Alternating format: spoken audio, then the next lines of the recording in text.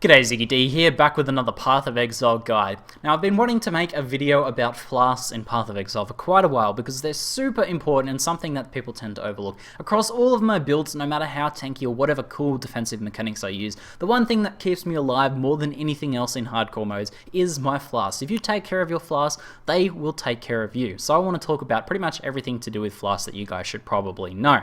So the first thing I want to talk about is, first I want to mention that the word Flasks is very hard to say, so I'm going to try and say that as little as possible in this video. We'll see how I go.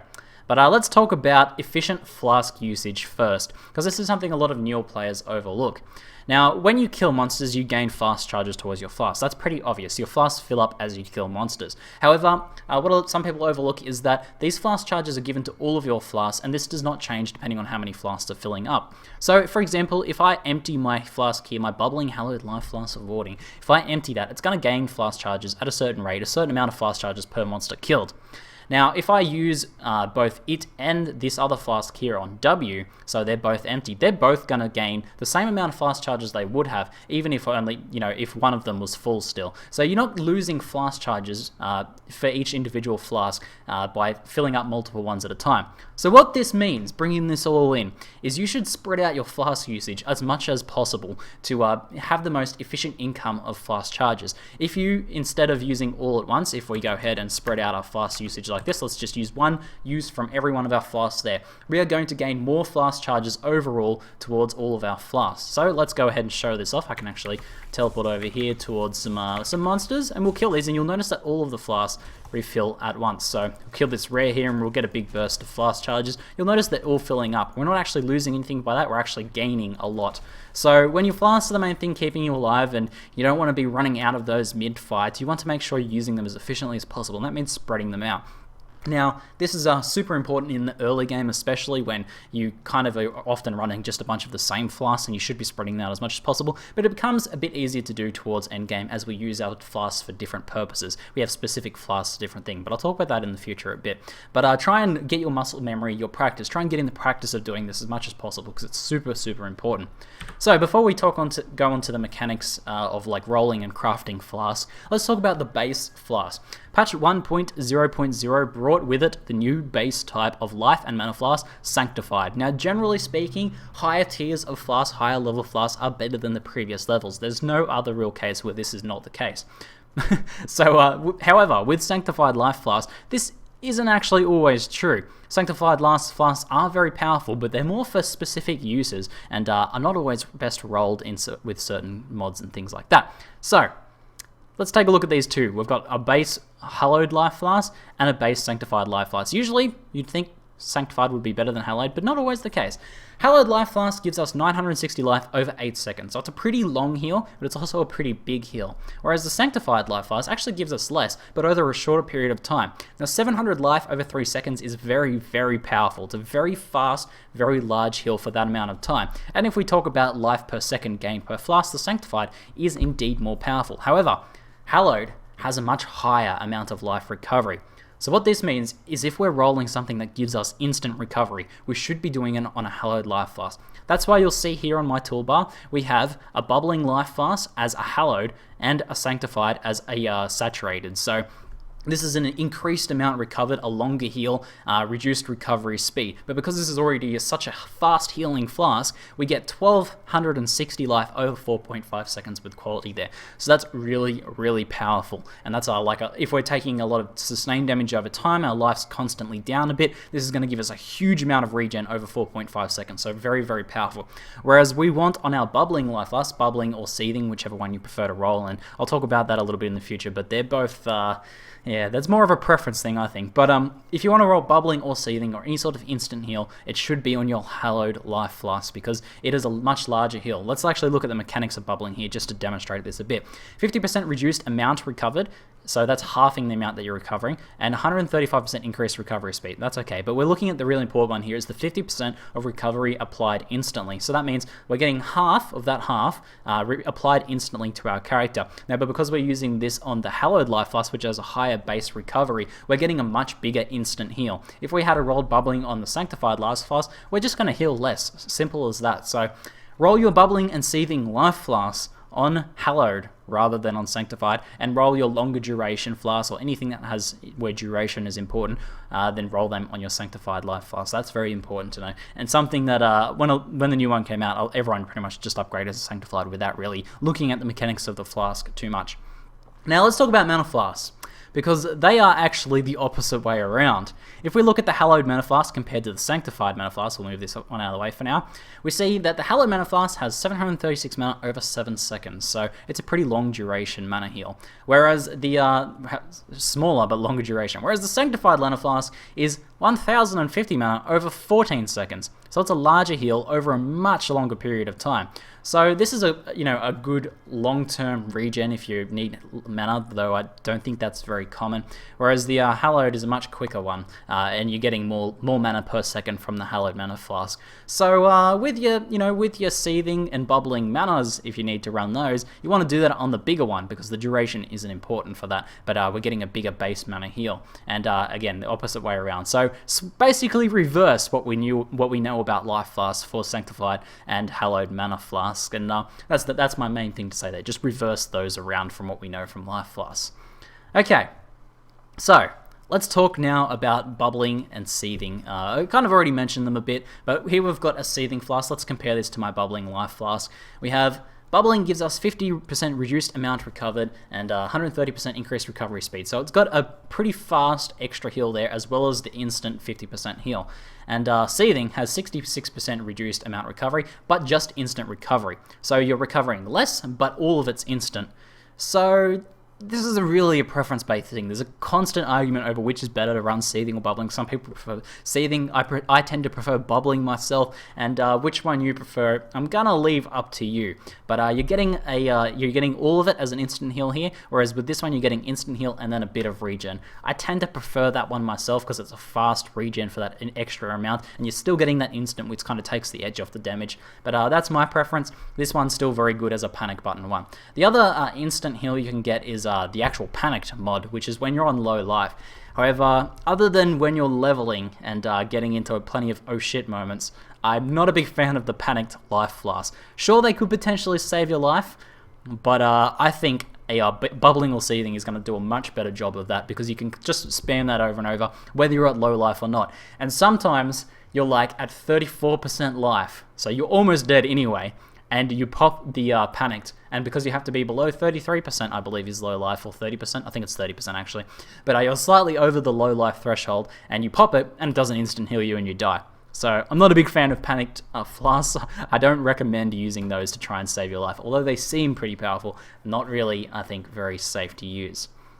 So now let's talk about Jade and Granite Flasks. These are your armor or evasion granting flasks. Now if you have iron reflexes like this character, either one's going to give you armor. Now I've gone with a Jade Flask simply because I've rolled this one amazingly. This is the perfect example of a Jade Flask here. So Jade Flasks and both Granite Flasks give you a 5-second boost to armor or evasion. It's 3,000 extra armor or evasion. It's 6 seconds on mine because I've qualityed it. So it's very important to quality your Jade and Granite Flasks before you craft them. So basically then once you craft them, you pretty much want to go for, in almost all cases, an increased either evasion rating on your Jade Flask or an increased armor rating on your Granite Flask. Now you can stack both of these together, your Jade and Granite Flask. So if you want to really cap out your defense, say for example if I pop my Jade Flask now, it brings me up to 59%, not 95%, but if I was running a Granite and a Jade Flask at the same time, you can stack both of those, including the additional modifier on there, which basically doubles its effectiveness. You can easily cap out at 95% physical damage reduction if you're an IR character, or if you're a pure evasion character, you obviously want to run a Jade Flask on there.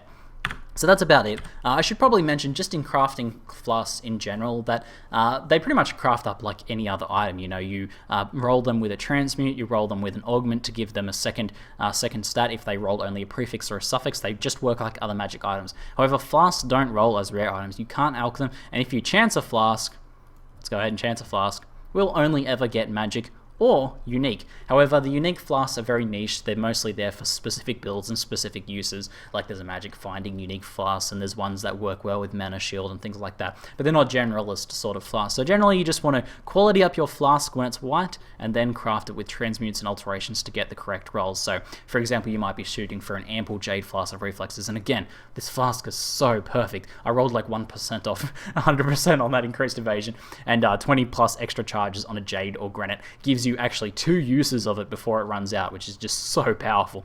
So I'm very happy with that. It took me a while to get that, but I eventually got it, kind of accidentally too. Now, let's talk about utility flasks. Now, the hybrid flask is kind of, I guess you could consider it a utility flask. I only run this because I'm a Mind Over Matter character. Generally speaking, you're going to know if you want to run hybrid flasks, but most of the time, you're either just going to want to run pure mana or pure life flasks. Other flasks include your run speed flasks, so we have Quicksilver flasks and Quartz flasks of adrenaline. Not a run speed flask by itself, but when you roll the adrenaline mod on it, you get increased move speed. Now, I pretty much always run Quartz flasks on my characters now because it's essentially, in addition to being a move speed potion, it's also an anti-desync potion. You get 6 seconds of being able to run through mobs, and that stops you from desyncing. Let's go ahead and show this off because I'm really fond of this flask, and I recommend everyone try and roll one.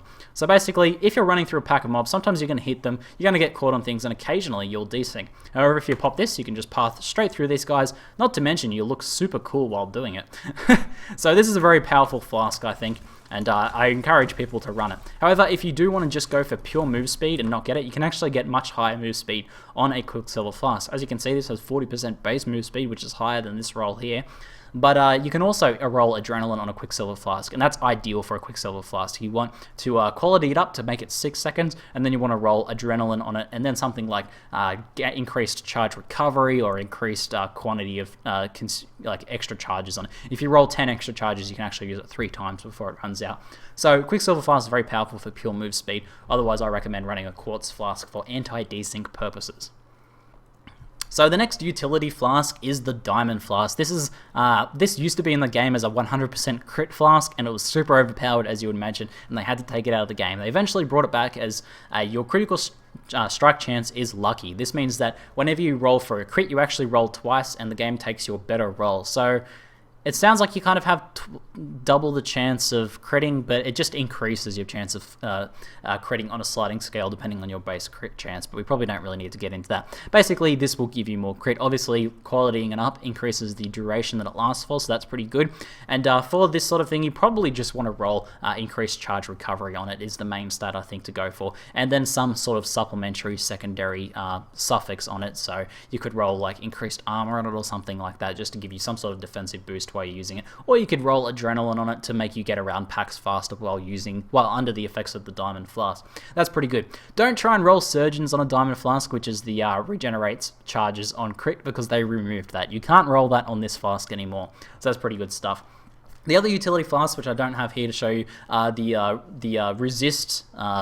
different resistance flasks. So there's fire, cold, lightning, and chaos resistance. These also boost your capped resist, except for the chaos one. They boost your cap as well, so you can exceed the cap a little bit.